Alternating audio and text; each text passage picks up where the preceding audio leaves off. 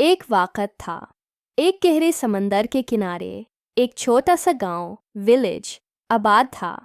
उस गांव में एक मछेरा फिशरमैन रहता था, जिसने अपनी पूरी जिंदगी की जमा पूंजी एक नई कश्ती बोट बनाने में लगा दी थी।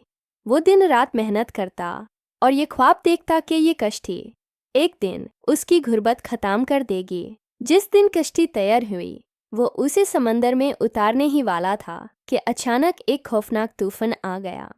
उस तूफान ने देखते ही देखते मछेरे की नई कश्ती को तिनकों की तरह तोड़ दिया। मछेरा वहां खड़ा अपनी मेहनत को तबाह होते देख रहा था। उसकी आंखों में आंसू थे और दिल में शिकवा के, या अल्लाह, मेरे सब्र का इनाम क्या यही था। 3 दिन तक वो शख्स मायूसी में दरिया के किनारे बैठा रहा। जब तूफान थामा और पानी उतरा तो उसने देखा कि जहां उसकी कश्ती टूट कर गिरी थी, वहां समंदर की लहरों ने एक पुराना संदूक चेस्ट किनारे पर फेंक दिया था। उसने जब वो संदूक खोला तो उसकी आंखें फाती की फाती रह गई। वो संदूक कीमती हीरों और सोने गोल्ड से भरा हुआ था, जो सदियों पहले डूबे किसी जहाज का खजाना था।